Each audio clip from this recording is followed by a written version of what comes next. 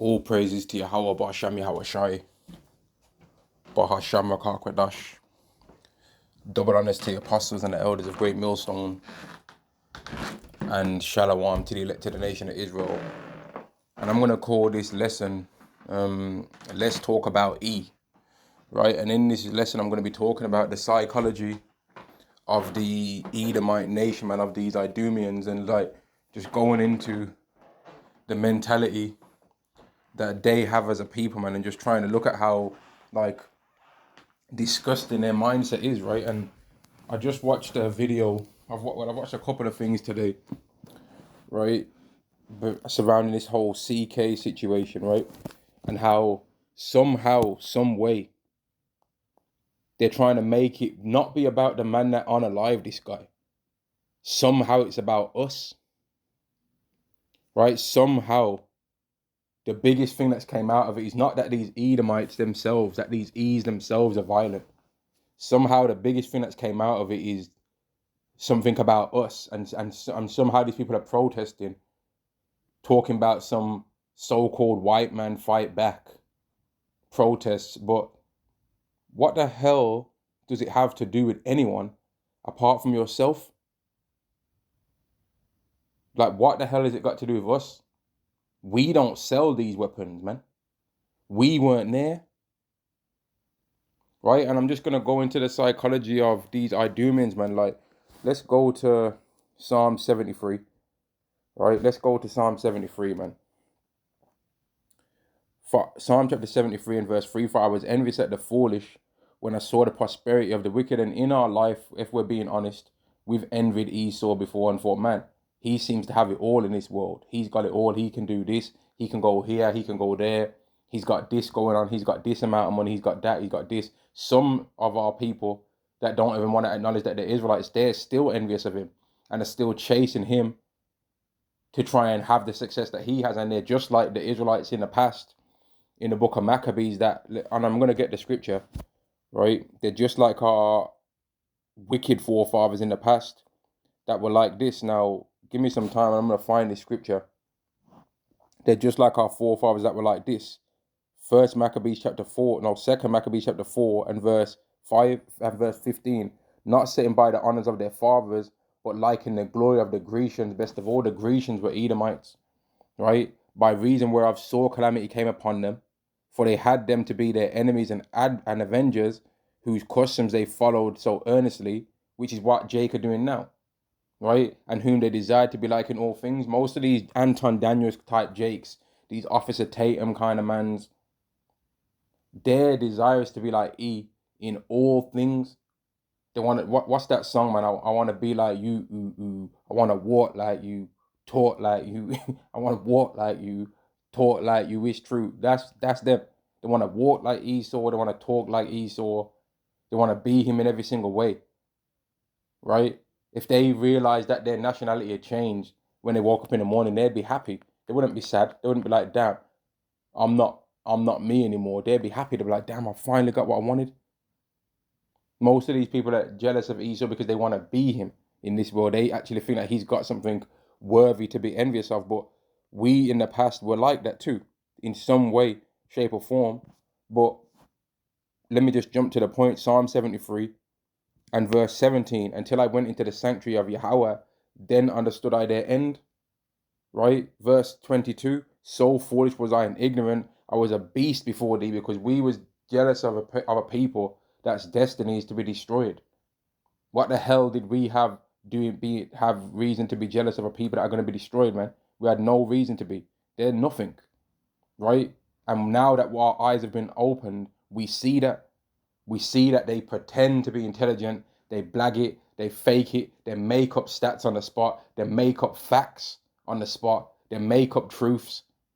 They fake things, they pretend to know the answer when they don't know what they're talking about. Right? They pretend to know what they're talking about and they don't know. Right? They don't know what they're talking about most of the time, and they pretend, they make things up. They deny the truth even when it's right in front of their face. They'll lie even when the truth's clearly shown. They'll be a hypocrite within a space of 60 seconds, man.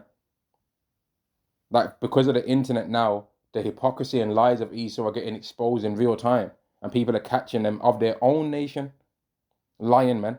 Like because these lower level Edomites realize that they've been cast out of the main fun times that Esau had when he was in the peak of his existence, right? And that they're trying to be pushed out of what Esau's plan is now to try and get the best of the best in this new plan that he's got with this whole digital system. They're starting to expose the wickedness that they're doing themselves because they're like, man, you ain't gonna cut me out without me getting involved. I'm gonna snitch then. I'm gonna expose all the stuff that you're doing and you ain't cutting me out. How dare you try and cut me out? I'm one of you.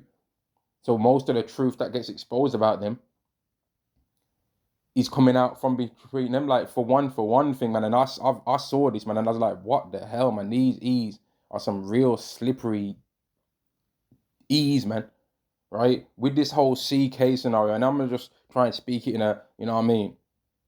With this whole CK scenario that took place, right?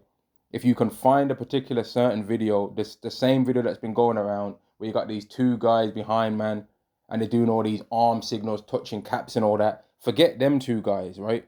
There's a next guy with glasses on, wearing a blue shirt, right? And it looks like he's holding a strally underneath his armpit, right? And when I seen this, I was like, oh my days, these people are really man. It looked like the geezer's holding a strally underneath his armpit, right? And at the moment that you hear the sound from far away, you see a next thing come from underneath his armpit, right? And you see a flash come from underneath the guy's armpit. Look it up and see if I'm lying, right? Don't try and just be like, oh, what's this geezer talking about? I watched some whole next video from one thing, and I was like, like the video was an hour plus, and then I seen this part, and then I was like, oh my days, man, these people are really some slippery, like, you know what I mean? They're slippery, man. Like, they're really slippery, man. Like, just look for the video and you'll see, and you're like, whoa, and these E's really are some like next level. Like they put all this information out there about, like, look at these guys with these arm signals, but there's a next guy, and you see him doing some next thing underneath his armpit, man, holding it with his arms folded, and he's like doing, and then he quick, as soon as that guy falls, you see a flash come from underneath his armpit, and he quick time moves. There's a next movement, and I'm telling you, I seen it, man, and that's surely still out there somewhere, right? Now let's carry on this verse 4. For there are no bands in his death, but their strength is firm, or so it seems, right?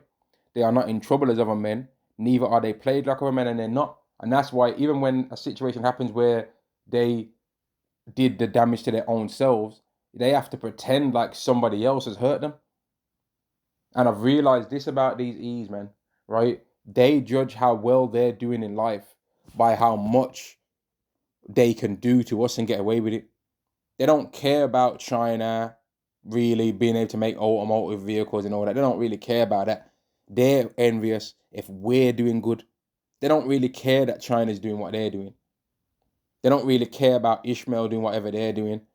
They don't care about the Aborigines and all of that. They don't really care. They care about what the Negro, Latino, and Native American are doing, because we're the Israelites. They don't care about what anyone else is doing, because they know that in the spiritual way, we're the ones that are going to take them down.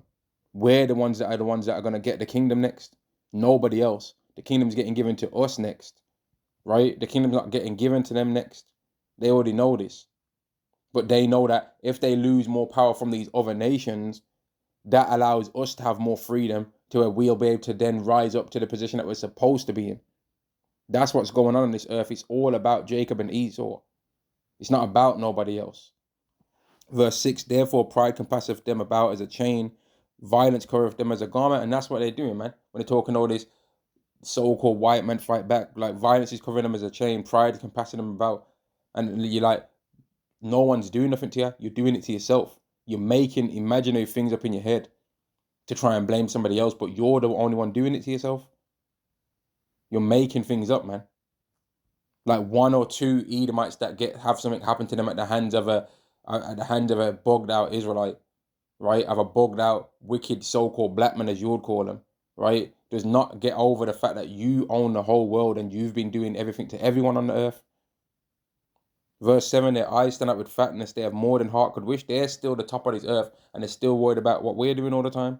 They are corrupt and speak wickedly concerning oppression. They speak loftily. They don't believe that no Israelite should get anything, any kind of restitution for anything that's happened to them. But then the moment that something happens to them, they're crying about it, man.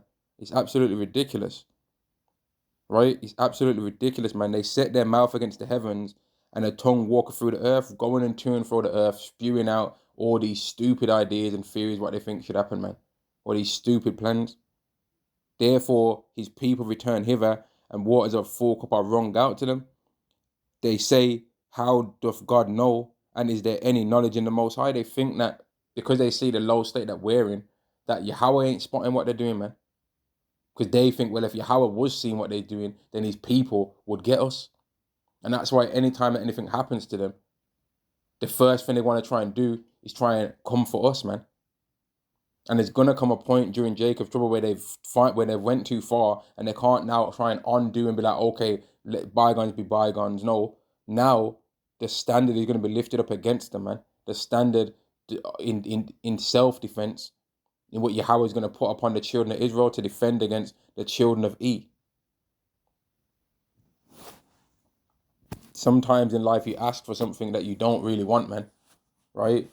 The Egyptians kept trying to bother the Israelites, right? They got told, let the Israelites go. They didn't. And then plagues came. Well, plagues are coming upon the new Pharaoh and the new Egyptians right now, right? And we all know who they are. We all know who perfectly fits into the story of being the Egyptians, man. We all know.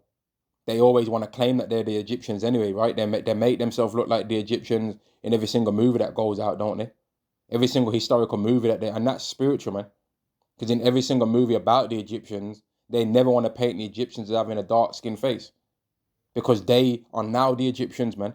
So they don't want... Is that heavy? That's actually deep when you think about it, man. In every single movie that goes out there about the Egyptians, they always put themselves as the Egyptians. They never tell the truth about who the Egyptians are of the ancient times, because in the modern times, they're the Egyptians, and that's heavy that Yahweh made them do that when you think about it, man. That's actually deep, that Yahweh made them always keep putting themselves as the Egyptians, because they are. Now they are in the spiritual state of the Egyptians, and we are still always in the spiritual and in the physical state of being the Israelites, man. Just like we always was. Let's get this part as well. And then I'm going to end the lesson. Okay, no, that's not the part, but that is a beautiful chapter though. But that's not the part I was looking for. Wisdom of Solomon chapter 2. Going a bit more into the psychology of E. Wisdom of Solomon chapter 2 and verse 1. For the ungodly said, reason with themselves, but not aright. Our life is short and tedious, and in the death of a man there is no remedy. Neither was there any man known to have returned from the grave. For we are born at all adventure, and we shall be hereafter as though we had never been.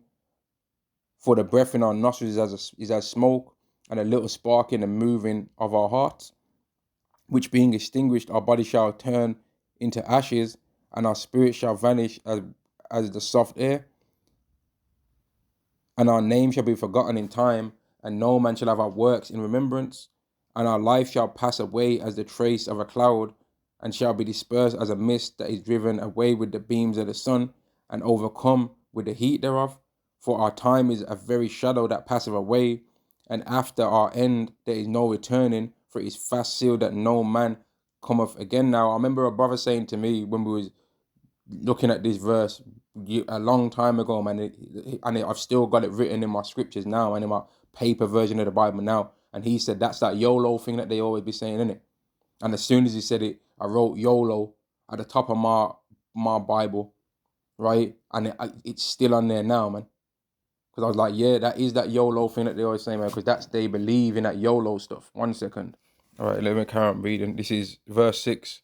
Come on, therefore, let us enjoy the good things that are present, and let us speedily use the creatures like as in youth. And that's why Esau don't care about all the depopulation of animals that he does, because he's like, well, I ain't going to be here no more.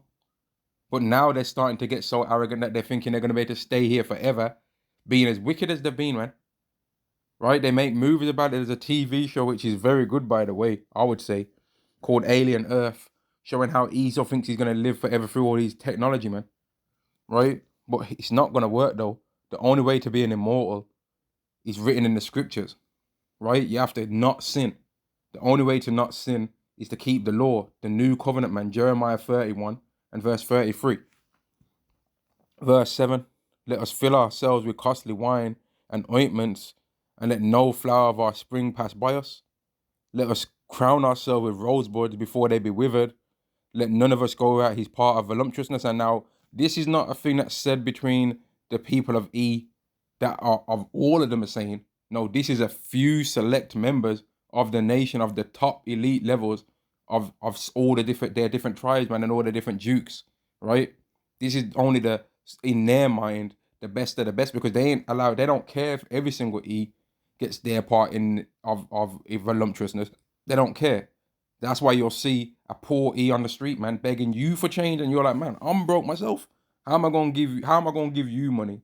How am I being asked for money from you when the top richest people of your nation are literally trillionaires, and you're asking me, who ain't even a thousandaire, you're asking me for some money right now, man? I'm skint myself. Like, why don't you ask one of them big time families for some money, man? Why don't you just get a loan from them and not pay it back? Even that's your people, man. You bothering us. Know what I mean? Steady bothering us, man. Let us leave. Now, some of them people will be Jake. And if the spirit's out, is on a person, then that Israelite will get given a mercy by a fellow Israelite, man. Let us leave tokens of our joyfulness in every place, for this is our portion, and a lot is this. And that's why everywhere you go in the world, man, you ease everywhere, man.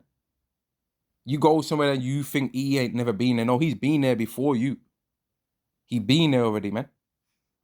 Verse 10, let us oppress the poor righteous man. And that's the part I'm getting to, that I was trying to get to, man. Let us oppress the poor righteous man. They stay on our business, man. They know that we actually are righteous, really. They talk all this, oh, we commit all the this and that. No, they know that we don't do more than them. And I was listening to Nasheed, man, Tariq Nasheed, something that he was going into where he was debating with these E's that was calling up and that, and he was like a lot of the unaliving that you E's do, what he wouldn't say calling them E's though, he was calling them you so-called white people and that, you white people and that. A lot of the things that you do is considered self-defense. And it's true. A lot of the wickedness that they do is considered self-defense, or they use another word, oh, it's colonization. Oh, it wasn't murder. It wasn't unaliving people. It was colonization. They got like the nerve for them to try and make out like we do more violence than them, when the literal country that they glory in the most was stolen, and hundreds of millions of people's lives were lost in order for them to have that country.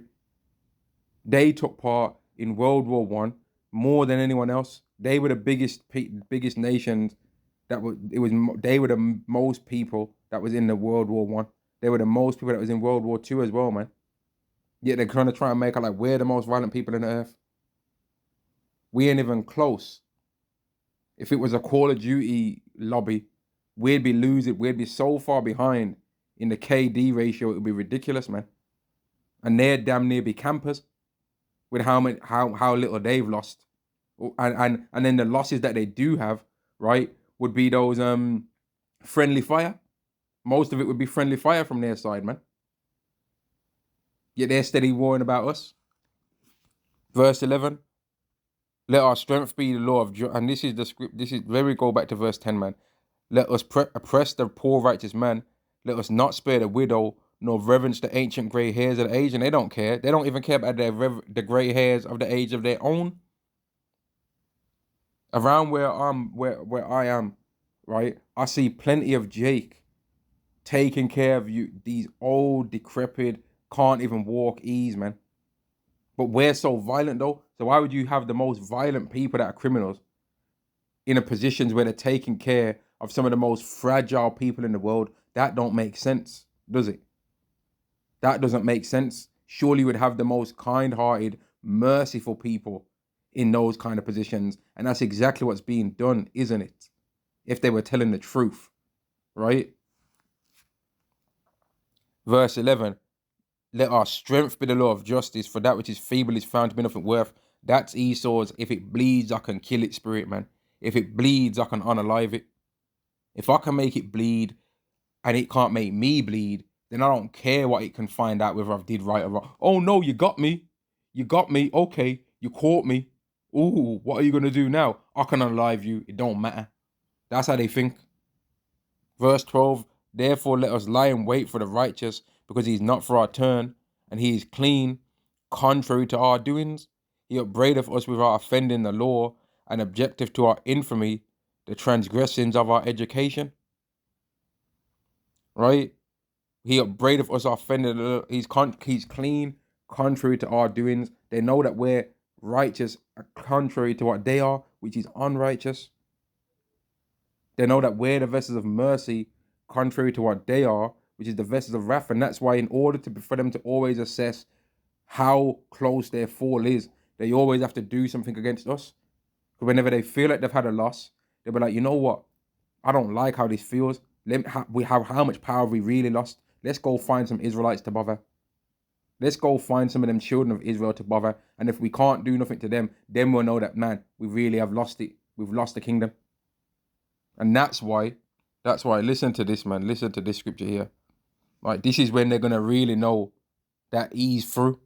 Isaiah chapter 14 and verse 6. He who smote the people in wrath with a continual stroke, he that ruled the nations in anger is persecuted, and none hindereth. That's why they like to try and test out, oh, let's go bother someone. Because once they get persecuted themselves and no one's able to hinder them from being persecuted, that's when they're going to know, damn, we've lost it. We've lost. We actually really have lost now. We actually really aren't in power no more. And that's why they're trying to deflect all of this stuff towards us and make it be about us somehow. What the hell has it got to do with us, man? What the hell is an E going on a roof and using another E for target practice got to do with us? What's that got to do with us? Like, what the hell has that got to do with us? And if you was to ask them, what's it got to do with us? All they're going to say is, y'all celebrated. You celebrated about it. Like, they couldn't actually come up with a logical explanation for why it's got something to do with us. Because they ain't a logical explanation for what it's got to do with us. It's got nothing to do with us, man. If they don't think that their forefathers putting us, our forefathers, in slavery has got anything to do with them, how the hell can they somehow try and make them unaliving themselves in the midst of themselves be about us when we had nothing to do with it and wasn't even there? It's absolutely ridiculous. Verse 13, he professeth to have the knowledge of God, which we do have the knowledge of God, and calleth himself the child of the Lord. Yahweh Shai is the son of Yahweh, in fact, exactly. And we're children of the Lord as well. We're children of Yahweh as well, man. He was made to reprove our thoughts. I've been reproving their thoughts in this video. What the hell has them unaliving each other got to do with us? What's it got to do with us? In fact, just the fact that they claim that they like freedom of speech, why am I having to say unalived instead of the word that I'd actually like to use, because they don't really believe in freedom of speech, do they? The fact that I have to say MOTB instead of what I'd actually like to say is because they don't really believe in freedom of speech, do they? They believe in say what I want you to say or don't talk at all. And I'm going to blame your words on why somebody else did something, but you can't ever blame anything that I've did to anybody on the reason why they do anything, though, because I'm not accepting that, boy. That's what they think it's going to be, but that's not what it is, though.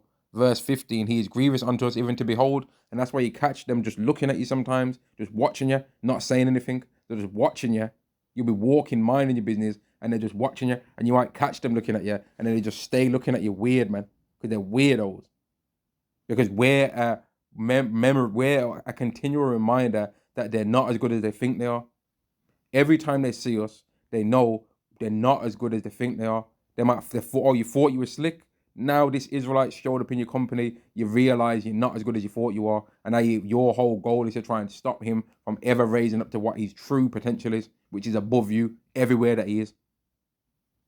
They've said we couldn't read. They said we couldn't fly planes. They said we couldn't swim. They said we couldn't do this. They said we couldn't do that. All those things we can do. All of those things. If Jake decided that they wanted to become the best swimmer in the world, then they would. And more than likely, Phelps probably already is, and all them swimmers probably already are Israelites, man. They just don't look like they are. But if Jake decided to get into that, they'd be the best at that too. We'll be the best at everything because we're better than everyone else. not because of any skill of our own, because the Heavenly Father made us like that.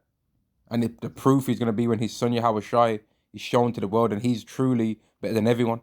He's way better than us. And that's why we're getting ready to be changed and made like what he is. He ain't getting ready to be changed like what we are. He was already better than us in the lower. He was already better than us in the earthly version, man. Yahweh Shai's earthly version was better than our earthly version. Never mind his spiritual version. Verse 16.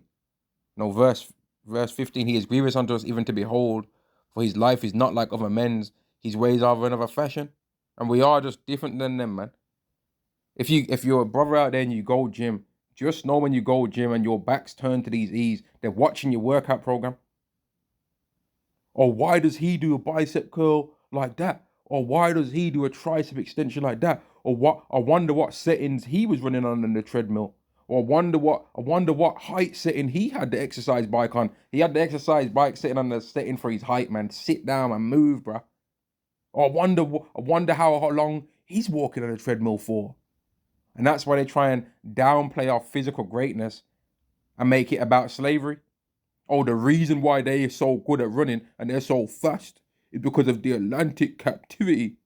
Oh, so you can accept that those things would have changed because of Atlantic slave trade, but then you won't accept that all these other things can potentially have carried on because of that same event. Oh, okay. So it's whenever you want to accept that something could change it, and it's got nothing to do with that. The reason why we're physically better than you is because we are. We're Israelites, man. Jacob was physically better than Esau. Verse 16, we esteemed of him as counterfeits. He abstained from our ways as from filthiness. When some of the things we see Esau do, we're just like, man, what the hell is wrong with these people? Like, what the hell is wrong with y'all? Now, some Israelites are persuaded and like manipulated by the wickedness because they think it allows them a connection to a more successful world, because Esau's used those filthinesses as a what's the word I'm looking for, man? As an entry point. That's not the word I was looking for, but like as a entry point, like, oh, you want to be part of this world? Okay, do this filthiness, and then I'll allow you into this, no problem. And that's his way of trying to prove, see, they'll do it too. I'm not just filthy by myself. They're filthy as well, but the only reason why they're doing that stuff is because they want those other things. They wouldn't just naturally do those things if they could get the luxury item that they're looking for without doing the filthiness. But because Esau controls the luxury items and controls the fatness of the earth right now, Esau allows the Israelites to get a portion of the fatness of the earth by making them do filthiness and abomination and sins of the filthiest level, man. Right? And then he uses that as a proof that, see, the Israelites are just as wicked as I am. No, they're not. You're worse because you did that stuff regardless. You'll do that stuff at the top level of your people, and you do that stuff at the bottom level of your people. You'll do that stuff whether you care about having money or whether you don't care about having money. You always are like that, man. He pronounceth the end of the just to be blessed, and make of his boast that God is his father. Let us see if his words be true. And that's kind of the part that we're in right now on this earth, man. Let us see if his words be true. And that's why no matter how, the more that these E's start catching hell, the more they're going to be angry at us, you know. They're not going to be angry with each other. The more they start catching hell, the more going to be looking at us. They're like, yo, let's see if the words are true. Okay, y'all say you're Israelites. Let's see if it's true then. Y'all think you're Israelites? You think that if we came for you, that God's going to send angels from heaven and he's going to do this and he's going to do that? Okay, let's see if it's true then, man. Because I'm getting tired of all this hell I'm catching, and I don't like you Israelites anyway. I don't care if my own people are doing this, and I want you. That's what they're going to think.